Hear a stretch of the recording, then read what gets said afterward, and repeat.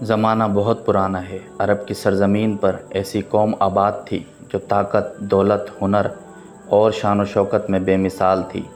پہاڑوں کو تراش کر محل بناتی، زمین کو چیر کر کھیت اگاتی اور آسمان کو چھونے والے غرور میں ڈوبی ہوئی تھی۔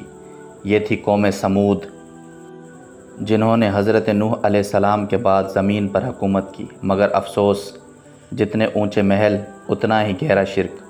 یہ لوگ بتوں کو پوجتے، ان کے سامنے جھکتے اور ان سے دعائیں مانگتے اور اپنے خالق کو بھول چکے تھے۔ رب کائنات نے ان کی ہدایت کے لیے انہی میں سے ایک ہمدرد، نیک اور بلند اخلاقی شخصیت کو چنا، حضرت صالح علیہ السلام۔ انہوں نے پکارا، اے میری قوم، ایک اللہ کی عبادت کرو، وہی تمہارا پیدا کرنے والا ہے۔ مگر غرور سے بھرے چہروں پر طنز کی مسکراہٹیں تھیں۔ اے صالح، کیا تم ہمیں ان خداؤں سے روکنا چاہتے ہو جنہیں ہم نے اور ہمارے آباء و اجداد نے پوجا؟ حضرت صالح علیہ السلام نے دن رات نصیحت کی، نرمی، صبر، دعا، مگر جواب وہی، انکار اور حقارت۔ ایمان لانے والے صرف وہی تھے جنہیں دنیا میں ہمیشہ کمزور سمجھا، غریب، سادہ مگر پاک دل کے لوگ۔ پھر ایک دن قوم نے کہا، اگر تم واقعی اللہ کے نبی ہو تو پہاڑ سے ایک زندہ اونٹنی نکال کر دکھاؤ۔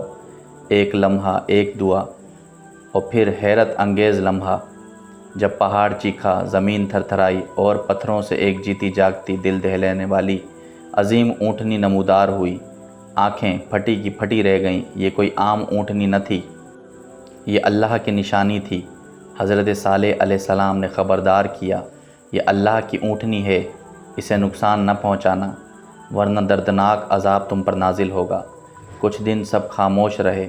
اونٹنی ایک دن سارا پانی پیتی، دوسرے دن سارا دودھ دیتی، مگر شیطان پھر دلوں میں آ گیا۔ سرداروں نے کہا، یہ اونٹنی تو ہمارے اختیار کو چیلنج کر رہی ہے۔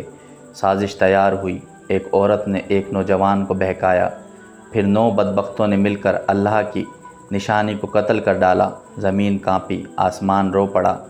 حضرت صالح علیہ السلام نے آخری وارننگ دی، 3 دن، بس 3 دن باقی ہیں تمہارے۔ پہلا دن چہروں پر خوف، دوسرا دن دلوں میں لرزہ، تیسرا دن، اور پھر آسمان چیخ اٹھا، زمین پھٹ گئی، زلزلہ، بجلی، دھماکہ، ایک لمحے میں سب کچھ ختم۔ جو کل تک پہاڑ تراشتے تھے، آج انہی پہاڑوں میں دفن ہو گئے، گویا وہ کبھی یہاں آباد ہی نہ تھے۔ اپنے گھروں میں اوندھے پڑے رہ گئے، لاشیں بے جان، شہر سنسان۔ حضرت صالح علیہ السلام نے دکھ سے کہا، اے میری قوم، میں نے تمہیں پیغام دیا، تمہاری بھلائی چاہی، مگر تم نے خیر خواہوں سے دشمنی کی۔ عبرت کا پیغام، طاقت، دولت، ہنر کچھ بھی کام نہیں آتا اگر انسان اللہ کو بھول جائے اور انبیاء کی مخالفت کرے۔ اللہ کی نشانیوں کا انکار، انجام صرف تباہی ہے۔